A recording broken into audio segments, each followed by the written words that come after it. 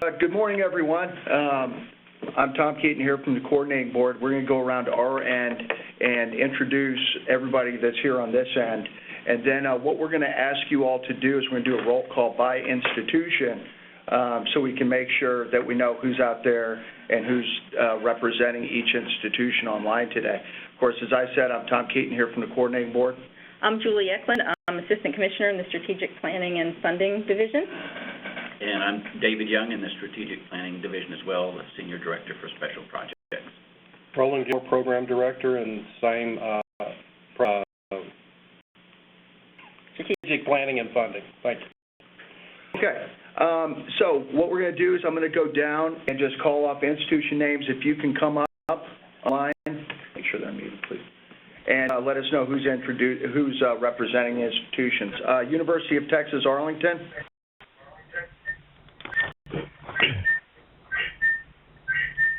UT Arlington, is anybody out there?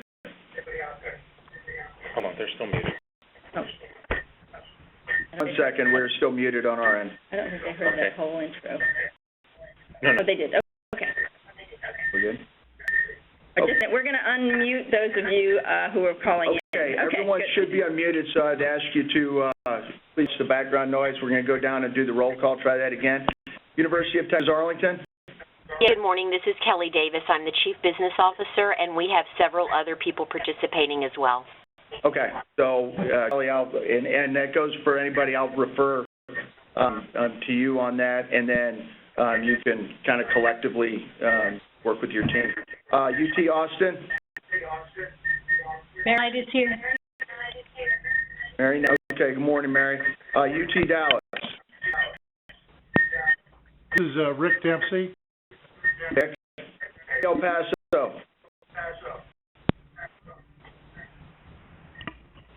Of Texas, El Paso. Okay, we'll go on. UT Rio Grande Valley. Online from UT Rio Grande Valley.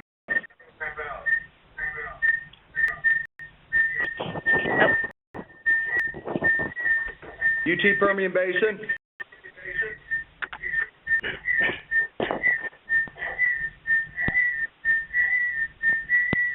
UT San Antonio.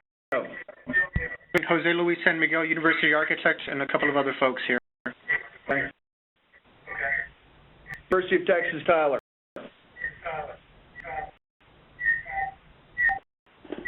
UT Tyler.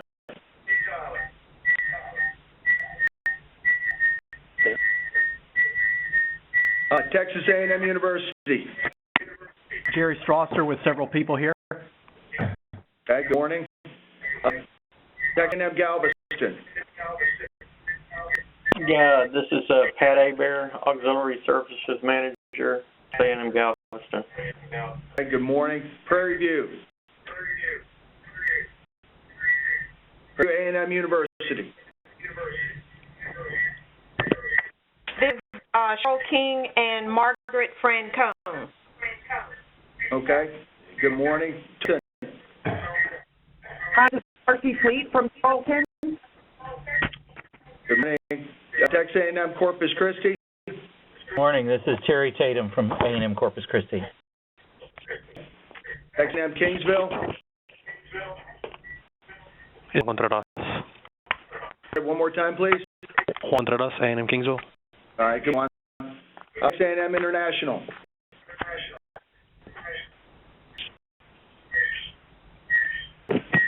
Texas A&M International.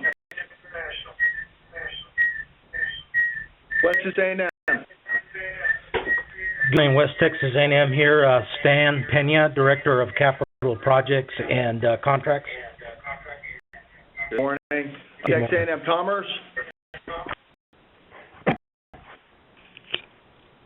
A&M University Commerce. Texas A&M University Texarkana. This is James Scoggin, Texarkana A&M. Morning. Texas A&M Central Texas. Good morning, Gayleen Nunn and Paul Turcott. Good morning. Texas A&M San Antonio. Texas A&M San Antonio. University of Houston. University of Houston. University of Houston, Clear Lake.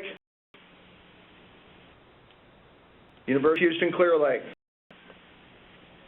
U of A downtown. Houston downtown. University of Houston, Victoria. Victoria. State. Any Midwestern state? University of Texas. University of North Texas. Texas, Dallas. North Dallas. Steve F. John Callahan, Stephen F. Austin. All right, John, Texas Southern. Texas Southern. Tech University. Hi, this is Noelle Sloan. Good morning. Well, Angelo State. This is Angie Wright at Angelo State. Angie, Texas Women's. Women's. Lamar University. University. Sam Houston State. Sam Houston State. Texas State. This is Nancy Nussbaum from Texas State. Good morning. Sol Ross. Anyone from Ross? South Rio Grande. South Rio Grande. TST Harlingen. The Selby holder of TSTC with several other people. We'll be overseeing all four of the TSTCs. Okay, make sure we've got a contact from each because that's when we go over the survey. So you got somebody there from West Texas? Yes, sir. Marshall? Yes, sir. Waco? Yes, sir. Okay, Lamar Institute of Technology. Institute of Technology. Lamar Orange. Lamar Arthur. Lamar Arthur. Hey, Tom, this is Daniel Harper with Texas State System. Oh, good morning. Great. Good morning, Daniel. I'm Jim Bridges with the Texas Tech University System. Okay. We were going to ask about systems after this, so okay. Thank you. Okay. All right, and then let's, who else? Do we have anyone from any other system offices? UT System? This is Ricardo, UT System. Good morning. Tech A&M System? Yes, this is Joseph Duran with the A&M System Office. Okay, UNT System? This is Bolin with UNT System. Okay, did you get that? Yep. U of A System? Deidre Garcia with the UH System. Okay, your name one more time, please? Deidre Garcia. Okay, good for Deidre. And the person from UNT System, I'm sorry, make sure we got that name. UNT System, can you say your name again? Bolin. Thank you. Okay, we got STC System, that should be it. Yep. Okay. Well, we're going to go ahead and get started here, folks. I think Julie got some introductory comments. Yeah, I wanted to say welcome to everyone. We very much appreciated receiving your comments. The majority of this meeting, we're going to be focused on the model and the comments that were made pertaining to the model. Everyone should have received an email with the spreadsheet that we're going to be going through, which of course has several tabs. So Tom's going to be walking us through that. And then we did have some additional comments, which we will address more generally at the end of the session. But the one I do want to mention before we begin is that we are going to, in terms of the actual report, we are going to make some changes to the executive summary and the recommendations in the summary to make sure that the comments about the potential fiscal impact of this model are included in terms of the overall impact. That information is in the report now, but I think it was clear from feedback that folks thought it was important that we make sure that it's very much front and center. The concern, of course, is that proposed proposed model should not be used as a basis for reducing state funding, and to remind readers that the state funding only covers a portion of the cost. So we'll of course, make sure that that's very clear, and that the recommendations from the THECB are to follow our legislative, from the Formula Funding Advisory Committee, those recommendations in terms of funding. So we'll be including some additional language to articulate that in the report itself. But now I'm going to hand it over to Tom, who is going to walk us through the models and what's been done. And in terms of questions, yes. You get online, are you going to entertain questions at the end about other comments that may have been made in the letters? Yes, we'll be available to answer questions at the end, but we'd like to make sure we have time to get through the models first. And I think I will add, and we're not getting the feedback now. If you can mute your phones, it seems like this is working very well now, and then just back on if you do have a question as we move through. And we are fine with folks breaking in and asking questions as we move along. If it gets to be too difficult, we'll wait and hold it till the end, or we'll let folks write in questions in terms of through email on the webinar. But for now, let's leave it that as Tom walks through, feel free to jump in if you have a question or if there's confusion about something that he's presenting. So, Tom? Okay. Thank you. What I'm planning to do here is I'm going to go through the overall change concepts, and then I'll walk through each of the models and show how those are impacted. Really, what you're looking at when we hear about program area or hear the term differentiation, that's between program areas. The current model does differentiate between program areas. Now, in our straw man that we presented to the group at our first stakeholder session, had some differentiation between institution types. Feedback we heard from the third-party reviewer and others was that there should be some differentiation stratification between types of institutions because they have different needs. So, in response to that, we came up with some different scenarios and different ways to put those, to look at those.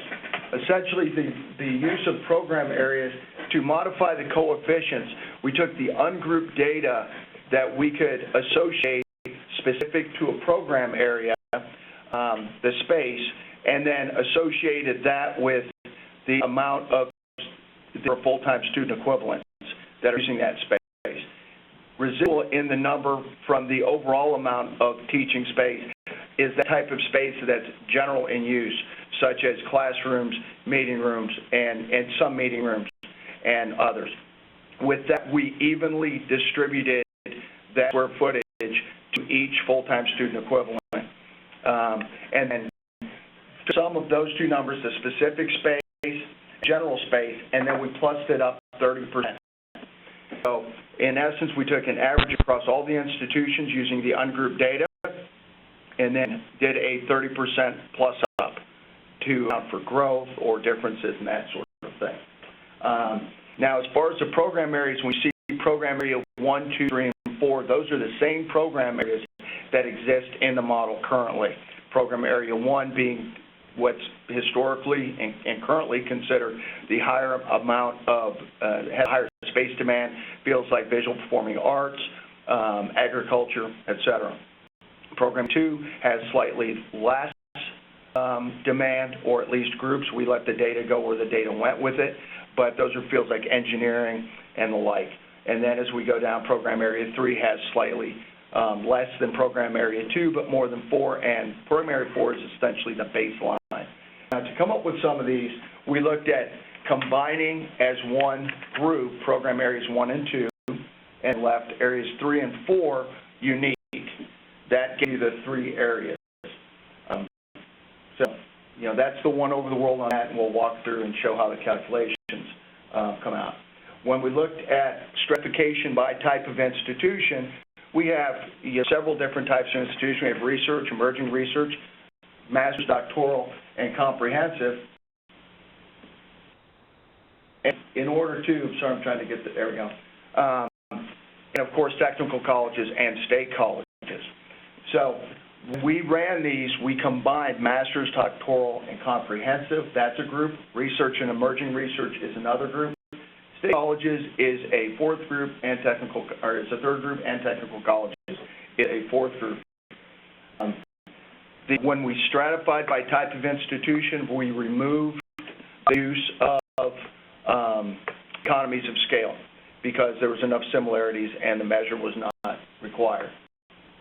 In terms of research space, again, in response to comments that we've heard, and I apologize I jumped around a little bit. Let me just kind of, that types of research may need more space. So in all the change models, as you look, the Area 1 stratified, that's essentially the model that's in the report now. But for the area stratified, for area unstratified, and the 4 area stratified, we used $4,150 per adjusted million in research expenditures as a base amount and gave a 10% plus up to those fields that are identified by the Council of Educational Facilities Planners International as having a higher space demand.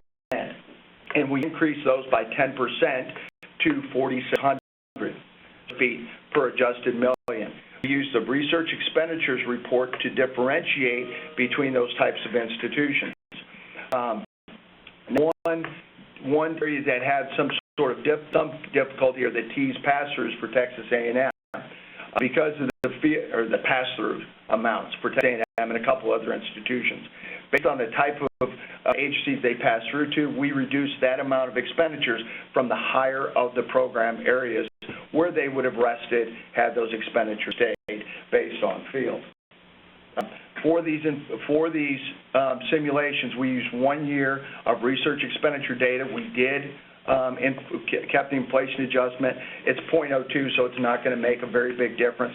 But certainly this is going to have a dynamic nature to it, and we use 3 years of expenditures going forward. So going through the different tabs.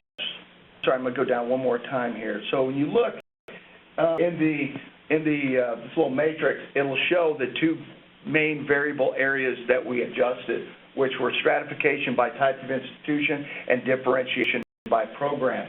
And this gives a rundown of how those came to be. So basically, we decided to use the term differentiation when we were talking about areas and stratification when we were talking about institutions, just to try to keep it straight as we were talking about it. So we will move forward doing that as well as we're looking at the models. And in terms of, you'll see under program differentiation that when we say existing groups, that means all of 4 areas, correct, Tom? Correct.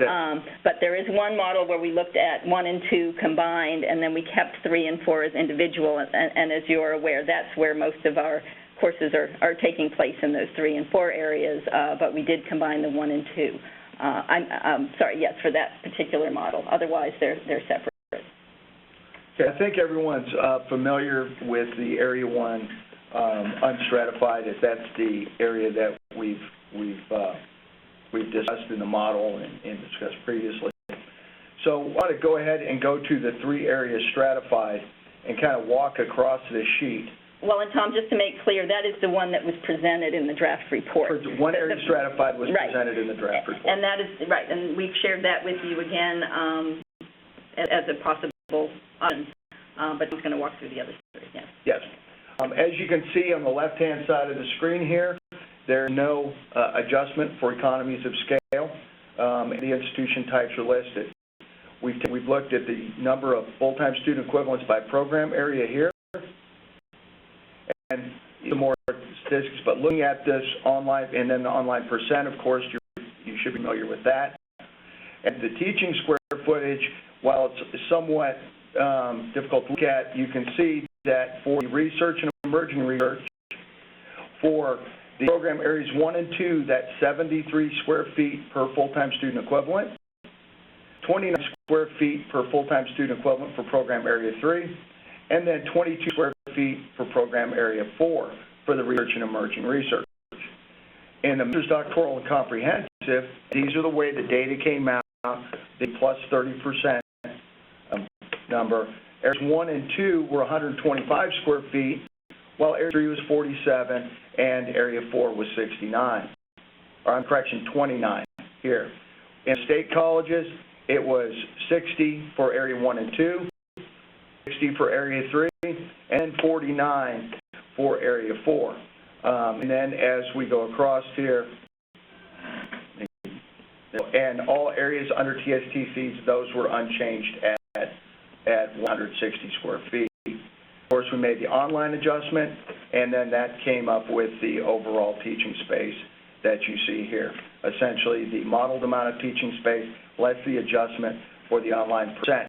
For some of you who may not be familiar, we take 1/2 of modeled amount of teaching space, then we multiply it times the percent of overall of online, and those are only fully online courses. So essentially, each fully online FTE is getting half of it's being reduced by whatever that percentage is. So there is space being modeled for online students. The expenditures that you see here, and this differentiates between the two different areas of research and the types. And then if you go over to research, you'll see that $4,600 for this area, and then $4,150 for this area, area 2, or that kind of base amount. When we went to 4-area unstratified,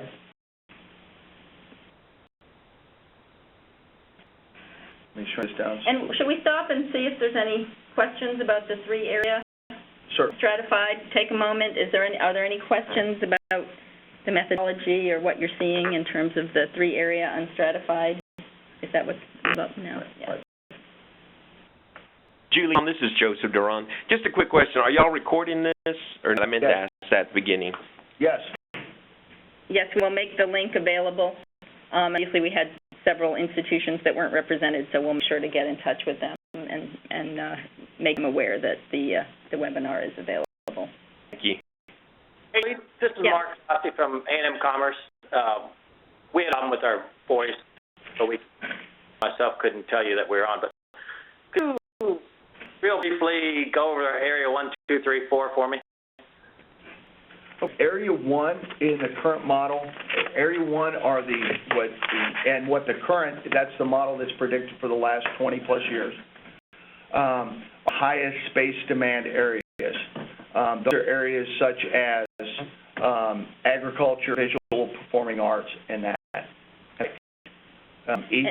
Each full-time student equivalent needs more square footage than say an English student. That liberal arts, you see English and that sort, those are the base amounts, and those are what we consider program area 4. List somewhere that we can make available? It's available online. It's in the current space model online.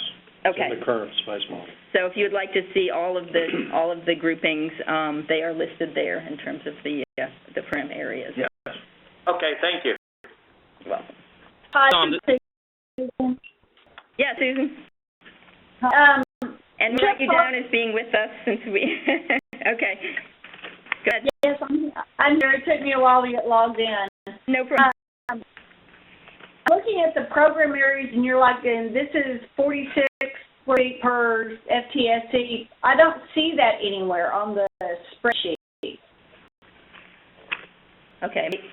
My guess is she's talking about the fact that we have the areas with the increase when we were looking at the formula line.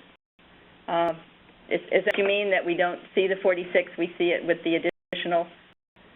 No, fine with that, but what you sent us doesn't have the formulas. It's just strictly the numbers. Oh. I'm not saying it didn't come through with the formulas? This is exactly, certainly I can send it again, but this is send a PDF. Don't send it PDF. No, it's a spreadsheet that doesn't have any of the formulas. It's just numbers. It shouldn't be. Okay. If you're looking at the summary. Now looking at area 3 areas stratified. Right. Give us an example of a cell that you're on, Susan. So let's see if. Okay. On UT Arlington area 1. I have 1518, but I have 15, 17.5, 6, 6, 6, 6, 6, 7. Those are just input. Okay, then why don't you explain that, Tom? Yeah, the actual FTSE those are flat values. Those aren't calculated values. Okay. Then, when you go over to teach square footage, it refers back to that. For instance, for Master's Doctoral Comprehensive, E3 is E3, which is Area 1, is that number times 125. E3. That makes sense. So he's in column N for UT. Yeah, column E, F, G, H are static numbers, input values. Okay. Formula is built in, right? And the formula refers to that. Right, under N. Okay. All right, thank you.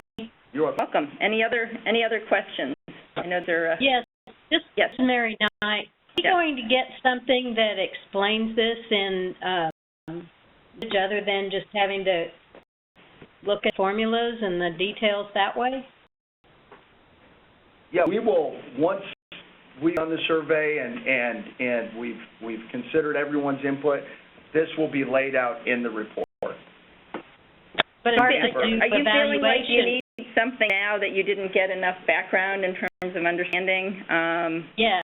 Okay. This is, we're just trying to sort through the, massive Excel spreadsheets, and it's hard to understand what exactly is happening, and it's going to be hard to analyze without having some documentation of the details. We understand, and of course that's sort of why we wanted to do the webinar, but we can give you some narrative, some text in terms of what's been done for each of the areas. Okay. Any further questions? I have another question, Tom. This is Tomas Guajardo with UT System. So you kind of walked us through the math on the formulas, but I want to know the basis for the ratios, for how much you come up with, the 73, without the per square feet per discipline by type of institution. So the basis for having a different number for the emerging versus the master's doctoral versus TSC and everybody else. Okay, when we looked at baseline and took the average that's in use. We just used, for the research and emerging research, we just used the research and emerging research institutions to create those coefficients. And when it came time for Master's Doctoral Comprehensive, we just used Master's Doctoral Comprehensive. And then likewise for state colleges, so those numbers are going to be different. That's the same file that was shared with the group, I think, after the second session, was a teaching space file. So that's where those coefficients, and they are going to vary because institution types vary. That's also why we reduced the use, or we removed the use of economies of scale when we stratified. There was no need for that. And maybe a little bit bigger picture for those of you who might not have been listening in on the committee and board meetings when this was discussed. The third-party reviewer felt strongly that, or I should say at least indicated in his report, that that we should look at differentiation related to institution type or possibly program area. There were a couple of comments that suggested that, and we had feedback when we had comments from institutions that also thought that would be a worthwhile thing to do. So given that feedback, these models, instead of what we have for the Area 1 model, which is what was in the initial draft, in these additional models that we're sharing, we looked at some different ways to differentiate by program area or to stratify by institution type. Is that helpful? And then in terms of the 30%, that based on the feedback, again, from the third-party reviewer, which suggested that things seemed appropriate or were perhaps in some ways seemed generous but appropriate, we thought that keeping that which had been built in before was logical in terms of moving forward, that was a good approach to take based on that feedback, though you will see in terms of what we did with research that there's a bump that was added that wasn't in the prior model. So is that helpful? So you're going to be sharing the base calculations to how you got to that ratio per every one of those categories, same as the basis for the research metric and everything like that? Certainly. Yes. Yeah, you already have that file, but I will pull that up and I will send that out to you all. Yeah, we'll for get you to use on the survey. Yeah, we understand that there's some folks who are been included in the conversation at a later point in time than the folks who were on our stakeholder, who were part of the stakeholder group.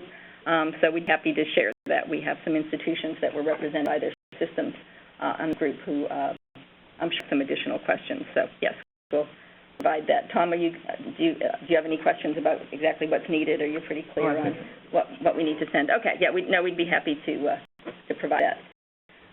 Other questions specific to this model or general questions about methodologies used?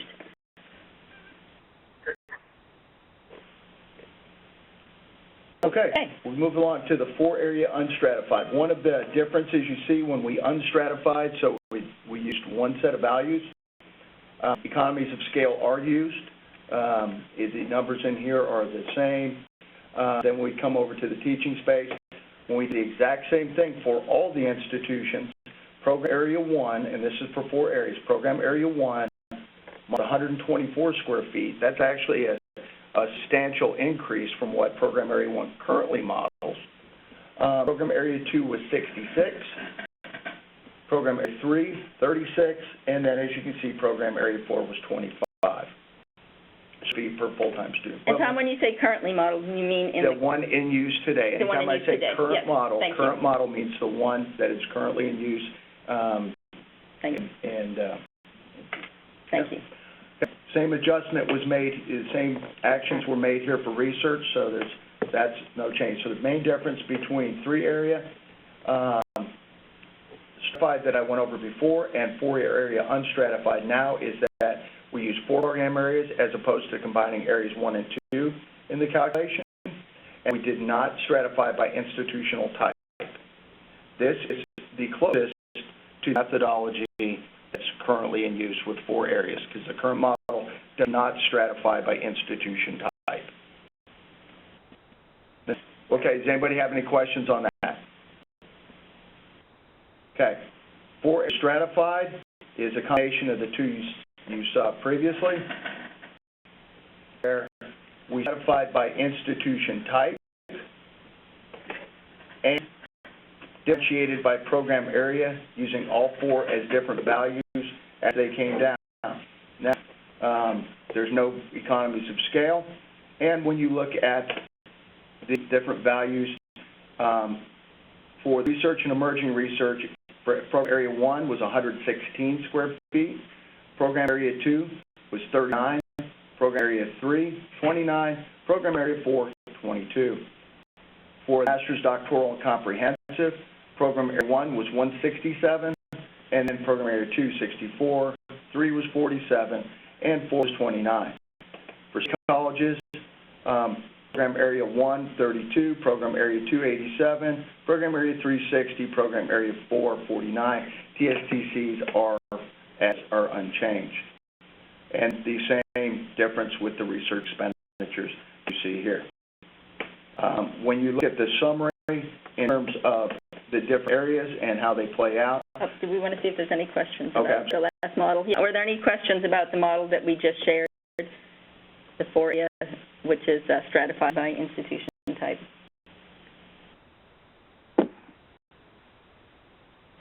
Hearing none, looking at the summary, you can see here, for those of you who are not familiar with this, what this does is it looks at what percentage of the overall space in the model that each institution currently accounts for, how much they would account for in this model, and whether it's a net, they account for more or less. That's important when considering funding to understand where the change may occur and the magnitude of that change. We can do what the current surplus and deficit is, and I've shrunk this down so you'll bear with me when it kind of over some text. what the current surplus and deficit in terms of square footage is, and then for proposal one, in this case, what the surplus and deficit would be for this model, and then going across each of the areas that result. Questions on that? Yes, this is all color-coded, so you should be able to look for each at the current, and then, of course, the orange model is the one that was in the draft report, along with 3 additional that we've walked you through today. Any questions about how this works? Okay. When we look at funding, now these are as it says here, possible funding redistributions. We know they're not perfect, and they're between the decision to use this model and whatever funding level will occur for the 18-19 biennium. There are many decision points. We understand that, and mainly legislative, and this is a estimate at best. Yeah, so basically, I think the important thing is to understand the methodology for how we did this. And we thought it was the best approach. We wanted to provide some background in terms of how the money is distributed by different models. So we used the 16-17 appropriations because that was an amount that we knew had already been determined, and then took that and distributed based on these different models by that appropriation amount. Again, there's other ways one could think about doing this, but we thought this was probably the clearest in terms of, an amount of money that we know was allocated, and here's what resulted when we applied these different models. Obviously, this was applied to create this. So I have a question regarding the buy-in that this would be effective for. The earlier discussions discussed that this would be effective with the 2021 biennium. I think right now you said something about the 18-19 biennium. We don't know. No, that was just a point of reference, Jim. We don't know what it's going to be. We are not the formula funding recommendation for the increases as presented in the formula funding recommendation stand, and the relative percentage increases as briefed and forwarded. We've got hold music from someone. If you could please try to address that. We're going to have to mute everyone. Okay. Try to keep. All right. Okay. Yeah. That was just a point of reference. Yeah, we are not. These are not funding recommendation amounts, and they're not presented as such. They're more of a quasi-longitudinal, based on the available data we have today, comparing to the previous distribution. Right. So what we would see. Right. And it's and we're making an example. Right. I'll say it again, the recommendations for the amounts of funding that were presented and approved by the coordinating board itself. And this is not a change to that at all. No. And that actually calls for an increase in funding for ENG space support, and we fully support that. That lends to Julie's, comment earlier that I think we put good language in the first report. We're going to beef it up even more. And for those of you that tuned in to our presentation to the committee and the board, we addressed that very specifically, that this model should not be used to reduce funding for education, ENG space support. In those presentations, you also said the model wouldn't be implemented until it was reviewed by the Formula Committee for the 2021 biennium. Is that? No, I don't believe that was ever said. I have no recollection of that at all. That's the question. Oh, that was not. No, that was not said at a committee or board meeting, and I was there for those discussions, and David Young's here too. Yeah, I don't recall any comment. We don't recall any comment. It doesn't matter if you said it, and if you can't remember it, that's one thing. Right. But I know I didn't say it. No, we're not. believe that was it. We can go back and check the transcript. David? I believe you're referring to the first meeting when this issue was brought up of when this would be used, and there was discussion on whether it would be used the next biennium or the 2021 biennium, and there was discussion. We talked about some of the different scenarios, but ultimately, after the discussion, we made it clear that that was going to be a legislative decision, and it was totally up to them. So yes, you're right, Jim. That was discussed, but we didn't say when it would be used because that's not our decision to make. David, thank you for reconfirming. Yes, thank you. Now I know what you're referring to. I thought you were talking about the board or committee presentation as opposed to our stakeholder groups. So, misunderstanding. Thank you. Well, that's the way I remember it, and I would appreciate you go back and review the transcripts if we didn't remember the discussion, because I thought it ended a little bit more definitively that it was going to be the 2021, and that was going to be a recommendation from the Stakeholders Committee. We can go back and review the transcripts and see what was said and what went forward. We'd be glad to. Okay, good.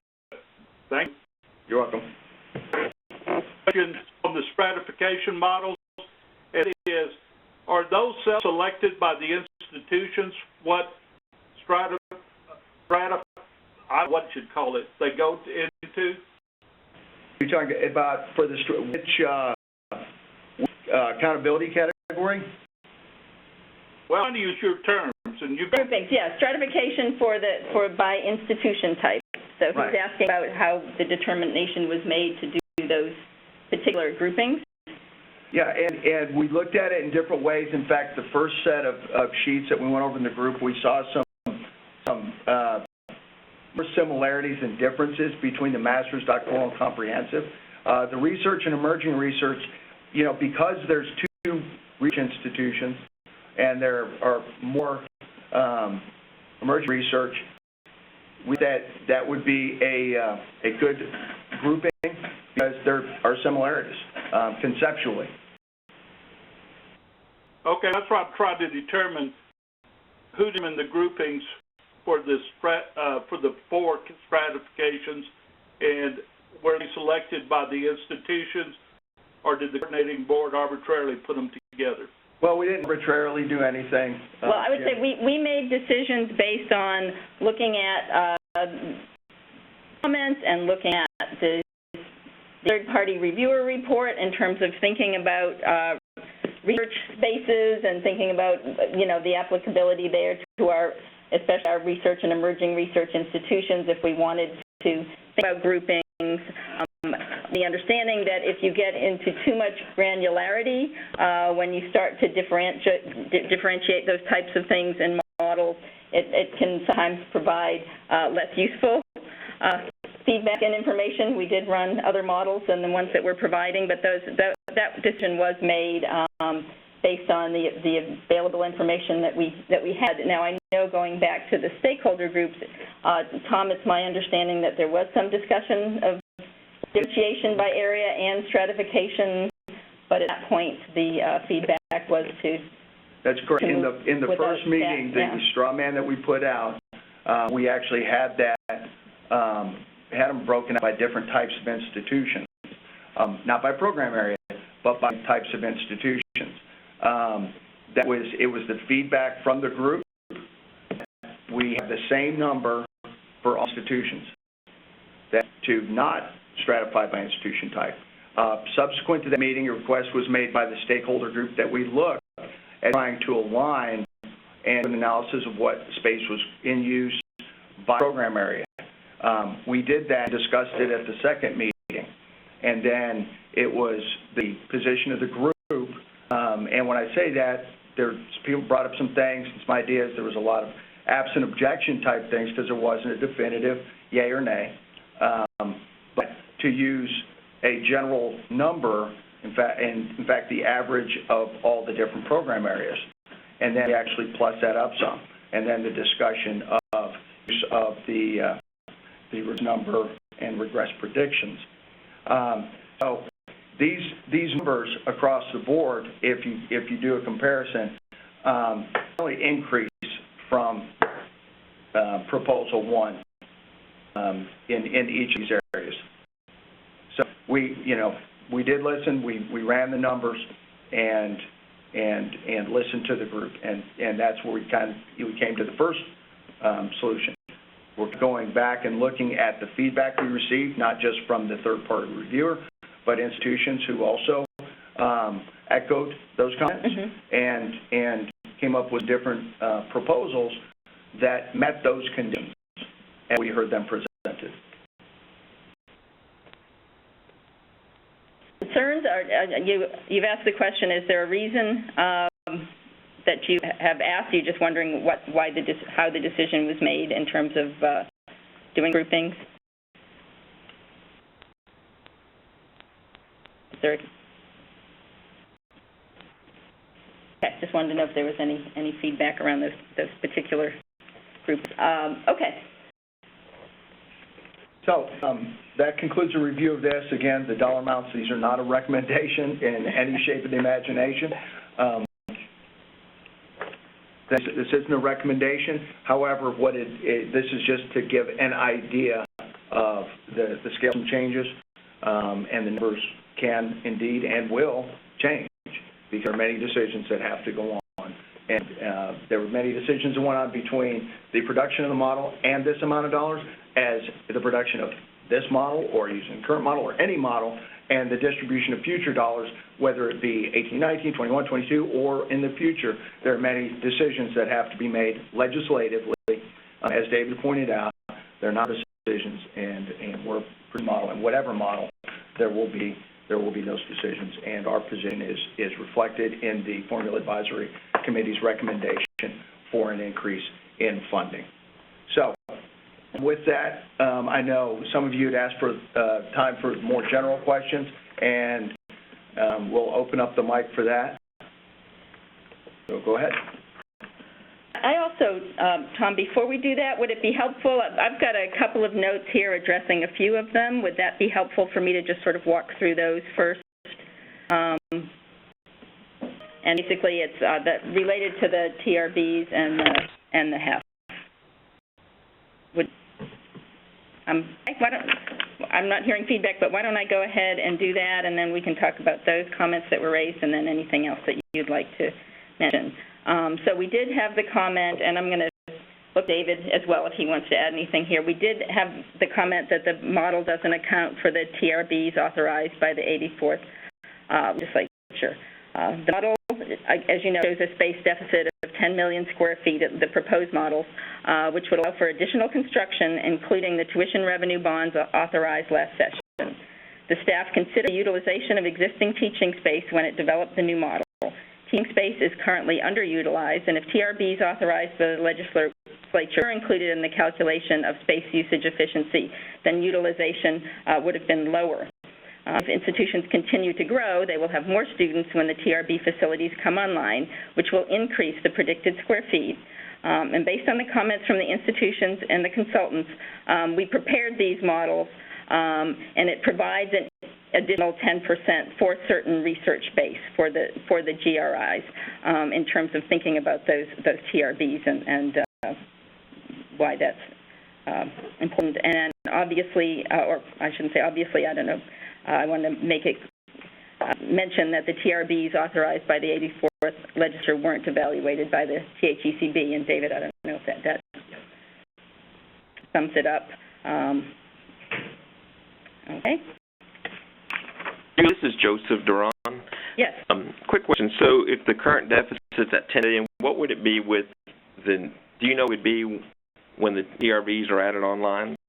My understanding is we don't know what the space would be. Joseph, I did a back of the envelope calculation on that, just on how many square feet were built at Tech, and then prorated it back to the full $3.1 million, and I got that we would be adding somewhere in the neighborhood of 5.5 million square feet.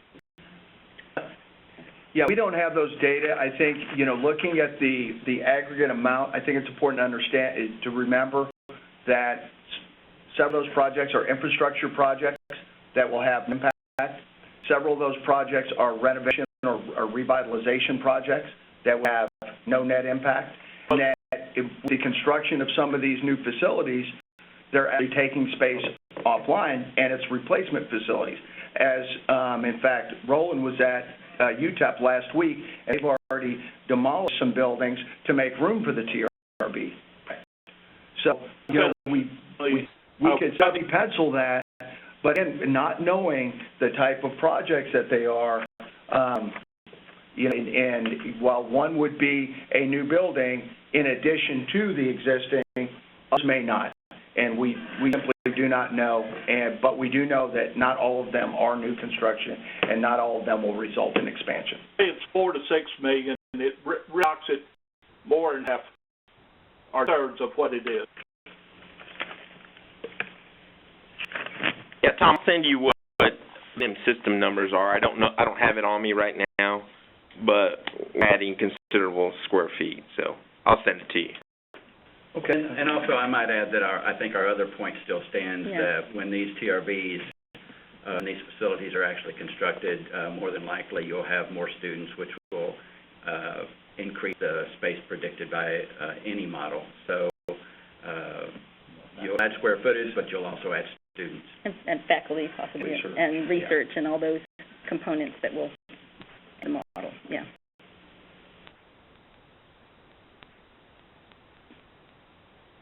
Okay, other questions related to that issue, to TRB?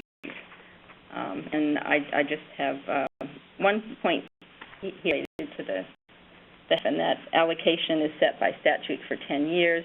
Prior to the 6th year, the THACB will, with the assistance of eligible institutions, present recommendations to the legislature as to whether the allocation should be adjusted. Is that correct, David? Yes. And therefore, institutions will have input before reallocations to the HEF are made. So I wanted to add that. Any questions there? Because basically the comment was that the report didn't consider those fiscal impacts.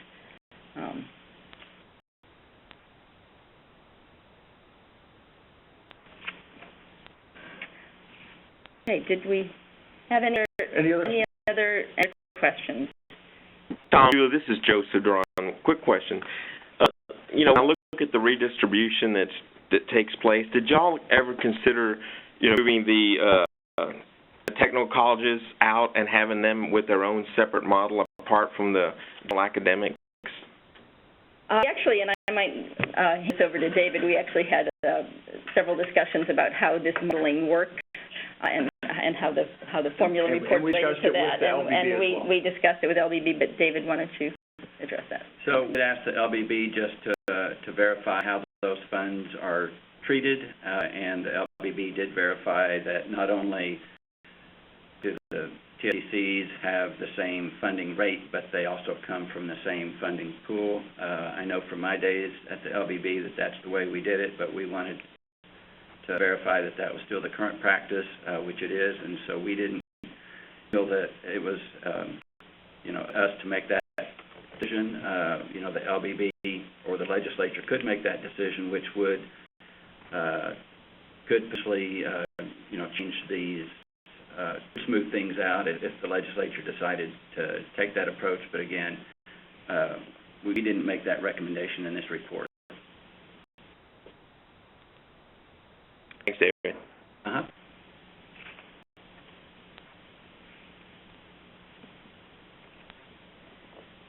Any questions?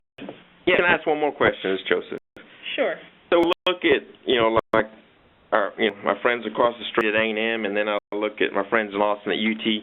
What are the, you know, they have some significant changes. What main cause? So if I'm in the summary tab. So in terms of, you mean the different magnitudes of the change? Yeah, or the main cause of the shift going from our current model to these proposed models. Well, the current model to the proposed model. Well, when I say current, I'm talking about our current 16-17 model. The model that was used. Current is the one that's in use now, absent any proposal. Right. That's the same thing, Joseph? Yeah, so we'll go from the current model, which we use for 16-7 ton bi-annum, to maybe one of these proposed models. What's the biggest cost for the shift in dollars there? Shift in dollars? Well, or the change in their square feet. The shift in dollars is relative to square footage. One of the main things, if you look at, Program Area 1, A&M, and these are the numbers as reported, and Program Area 1, often there are differences, and then Program Area 2, there are differences. Oops, I apologize for that. Let me try using that. Well, so with that, the other part, in terms of square footage model, is use of E&G expenditures on office space. That was a massive number. Now, using the survey data, you can see that in UT's case, they on their survey of 4.1 staff per faculty, it exceeds anyone else there. So yes, they are going to model some more office space, but not to the extent that they currently do using the E&G expenditures as a straight predictor. That's probably the single biggest shift. Thanks, Tom. Hey, this is Michael O'Quinn with A&M. I don't think that's necessarily what Joseph was asking, the comparison between the two institutions, but the base being the current funding levels and the percentage shifts at each institution singularly, not necessarily compared to each other. Okay. Well, and the biggest difference is, just the model and the parameters that you use, whether it's current or regardless, really makes the biggest difference is when you look at the percentage of all space modeled that is accounted for by the institution. And that's going to make the shift. Now, is it, if you see 2% here, does it actually come out to be exactly 2% dollars? No. But it's going to give you the best indicator. And you see, for instance, while A&M under the current model that's in use, A&M accounts for 11.3% of the overall space in the state. And as I've clicked on the screen here in Proposal 1, they account for 10.7% of the space. Now, when we looked at the coefficients, we looked at the drivers, we weren't looking at this going back. Certainly, we were very sensitive to the fact because we knew there were potential impacts, which is why we did the comparison of percentage of overall, because that's going to be an indicator of what would happen with the funding. But you see that based on the data going forward, based on our feedback from both the institutions, the third-party viewers, that it led us down a certain path. Certainly, we believe that a predicted value of $6 million as an overall surplus statewide, or plus $6 million plus, is a lot of room for growth. Yeah, and all of the additional models do predict more than the proposed model that was in the report, and some of that was that addition for research and that stratification and differentiation that it was suggested that we take a look at. Tomas from the system. What was the rationale you guys thought that the current model is over predicting square feet? Well, I'm gonna let David go ahead and answer that because and I think or if you'd like to. No, sure. Oh, go ahead. And that. Because we've talked about this because that was something that. Yeah, this was an issue that y'all raised in your comments, which we appreciate your comments, and so we did put together some talking points on that. I get to why the current model is broken and we need a new one. Yeah, I'll address that. And I'm just going to kind of walk you through the process of how we got to where we are. So last fall, the coordinating board staff researched previous work from 1980 to present on the development of the current space models, and then we analyzed each of the different categories of space needs, teaching, library, office research and support. And regarding teaching space, the current model for the JI shows a space deficit of 7.2 million square feet. Rooms, however, are not fully utilized, which indicates that the teaching space predicted by the model is not valid. When we look at fiscal year 2015 data regarding room usage Monday through Friday from 8 a.m. to 5 p.m., classroom usage was 72.5%, and the lowest was 6.4%. Highest class lab usage was 5.7%, and the lowest was 12.4%. We feel that if the space deficit predicted by the model were real, we would expect room usage to be much higher. Also, the current space projection models predict a space deficit for the GAIs and HRIs of 25 million square feet. If this space deficit were real, then institutions would be crowded. The institutions didn't provide any data during the review process that indicated that they don't have enough space to fulfill their missions. So this was basically going back, and we did, in terms of the question about actual versus predicted, we understand the and the importance of, predicting square feet. Obviously, that extra 30% was built in, but we did think that there was, it was important and useful to look at the actual as part of this conversation. We thought that was appropriate in terms of looking at this. So it was an example of some of the supporting data. We understand that's teaching space, and we have other areas, but I think we've discussed that as part of the conversations with the stakeholder groups and the best way to consider that. And obviously, we had some extensive conversations about the online education piece, which we were specifically asked to address in the rider.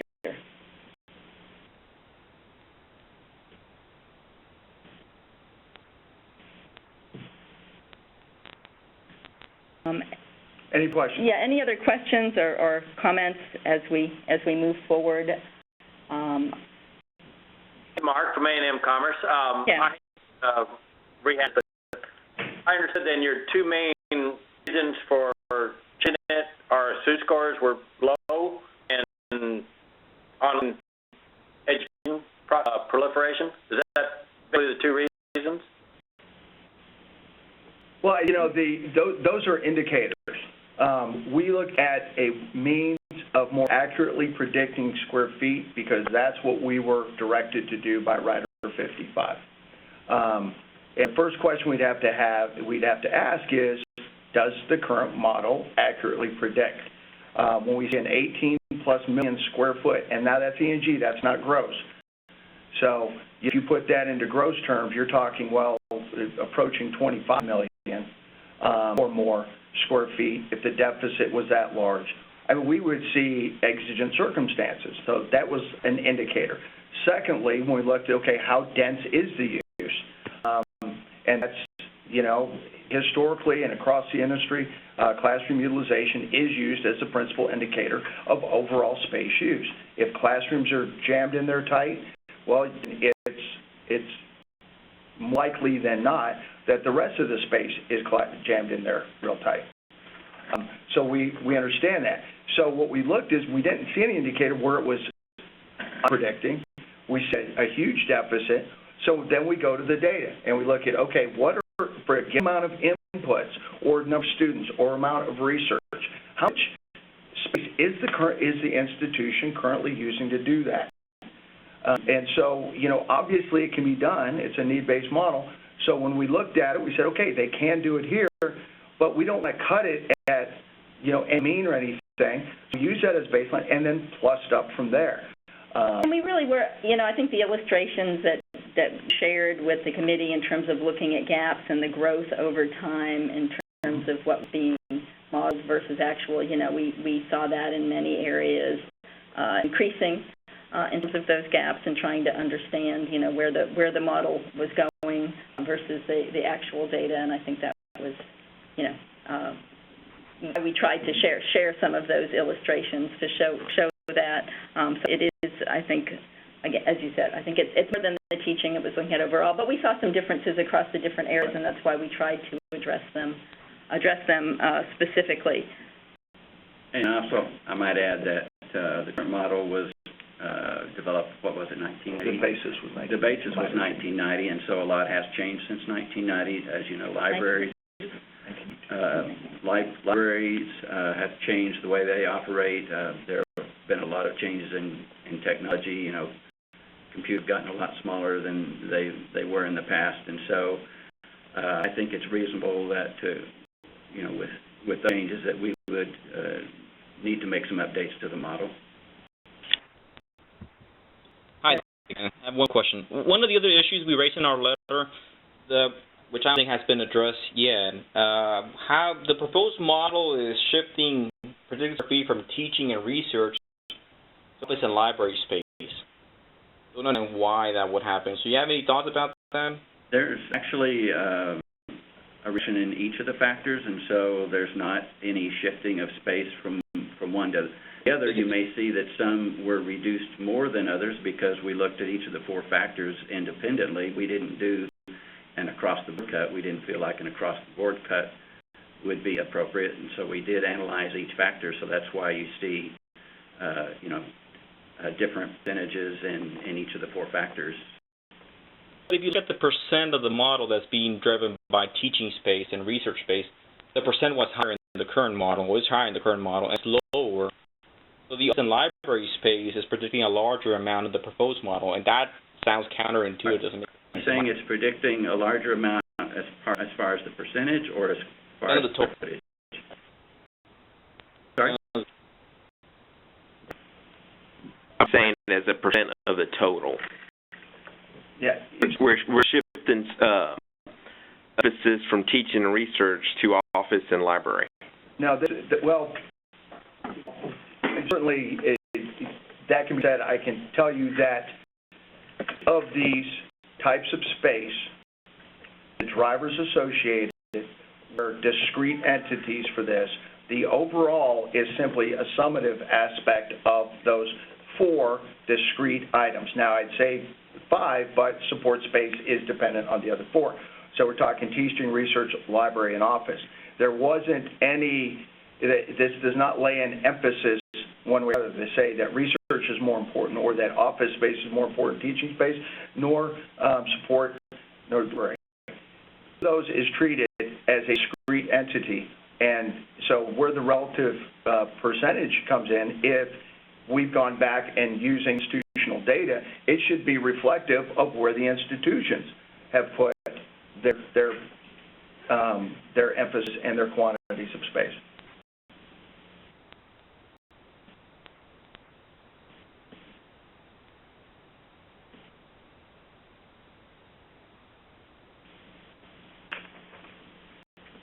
Any other questions, please? Or is Joseph?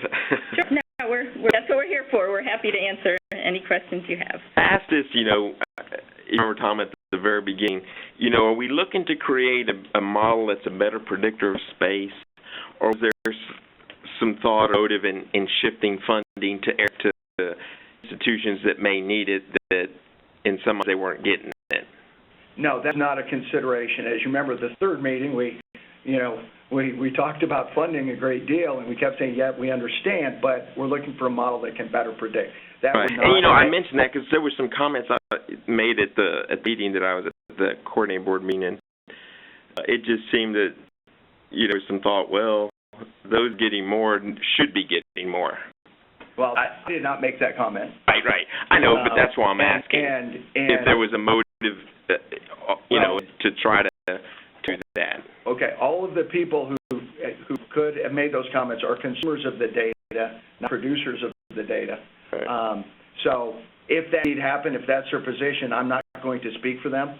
That was not a consideration, as you all, as you know, Joseph, and those that participated in the stakeholder group. We didn't run the financial stuff to well into things, and that was more of a result of it, not an intent. There was no discussion of, well, let's figure out a way to get institution X more and institution Y less, or that so-and-so has too much or anybody has too little, and anybody been around in higher education, I'd say TOO is a four-letter word. I don't know if it's too much or too little. We look at the data and we go forward with it. As far as, for instance, the TSTCs, at their higher coefficient, that position, we believe, was reaffirmed or affirmed by the third-party reviewer. And further, if you look at these models, they are not the highest coefficient. When you look at the stratification, for area, or either of the four areas, you'll see that the program area 1 for master's, doctoral, and comprehensive is higher. It's where the data went. So there's no even thought or discussion about let's redistribute based on who needs or who what. That wasn't it. We looked at the square footage. Thanks, Tom. Hey, Tomas, one more question. One of the emails, there was a reference about a term backcasting, meaning you come up with an amount and then backcast or make numbers reach that level. Was a predetermined amount of predicted space need that was more appropriate, put that in quotation marks, than where we are right now? And then the numbers just fell into that to model work? No, that's the term backcasting is actually using the driver data to go back and predict a value based on different data. That is something that we try to do. The differentiators, there's so many coefficients, there's so many moving parts, and that's one of the things we addressed in the beginning is using the only time we a backcast or a quasi backcast was using the current level of appropriations to as a foundation to create if you will, a time series analysis between the funding as in the appropriations bill for 14-15, and then comparing that, 16-17, going forward, or what it would have been. That's one of the points that Julie brought up, where the decision was made to use the best available data we have today and to plug that in to get a relative idea of where it would stand. There wasn't a number and then we backed into it. We back into any number that you see before you. None of these are backed into.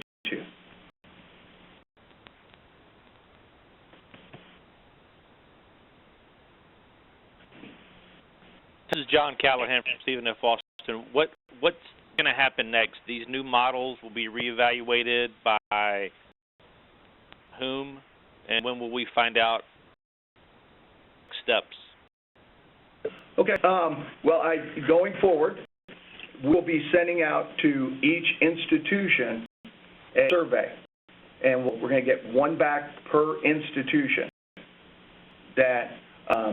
And it's going to ask you for your preference between the four models as you see here. Program, whatever the four you see, 1, 2, 3, area 1 strat, 3 stratified, 4 area, and so on. If we get a clear preference, then we'll go forward with that. From the institutions, then we'll go forward. If we don't get a clear choice preference across all institutions, then we will narrow it to the ones with the greatest choice preference, and we will reissue that survey and go with the results of whatever that survey. And Julie, chime in if there's urgent. And when we say go forward, we take that into serious consideration. Obviously, there will be others that will be in, including the chair, the committee chair, and chair of the CAP committee. So, we can't say with certainty that whatever the institutions pick will be the one that's in the report, but we'll certainly give that serious consideration. And I did want to mention, for those of you who weren't at the board meeting, the board gave decision-making authority to the board chair, co-chair, and the CAP committee chair, which our group falls under, to make for approval of the report. So we will be presenting them with a revised version of the report with some of the revision I mentioned earlier, as well as depending on the feedback we get about these proposals, possible changes to the model. So will be happening. Our expectation is, and let's think timing. So we will, as soon as possible, we will provide that background information that was requested. So the background files, and also a little more robust definition of how these models and formulas are working or do work in terms of what's here. And please do, when we send those, call and ask Tom any questions you might have about that as you're looking at that. In terms of a date, we will send the preference survey out in the next couple of days. And in fact, we've got the timeline here. So we'll get that out to you tomorrow or the next day and have it back to us by the end of the week, and then have something out if we need to by the end of the week or next Monday. And then next week we will receive and analyze the results and update the report. And then we anticipate that we'll have a call with our chair, co-chair, and committee chair soon thereafter once we have completed that work. Hi, Ms. Tomas. Will the current model be an option? No. It's my understanding that that's be an option. We're going to provide the proposals based on what we were asked to do in the writer. We're going to provide the one that was in the draft report and the 3 additional that we shared with you today.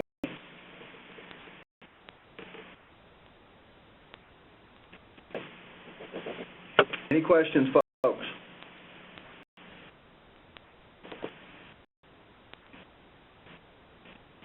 We appreciate you tuning in today. And Julie, any final comments? No, I just wanted to thank you all very much for joining us, and do please feel free to contact Tom if there's any more clarity needed, or me if there's any more clarity needed on the models that we discussed. We will provide the additional information, and we will get that out to everyone. We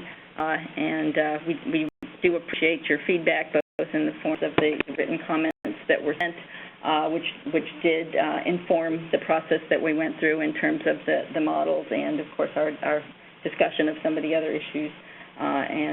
We do again value your comments and your feedback on this, and so we're available if you want to ask anything additional, or if there are technical questions about the models moving forward as you're reviewing them.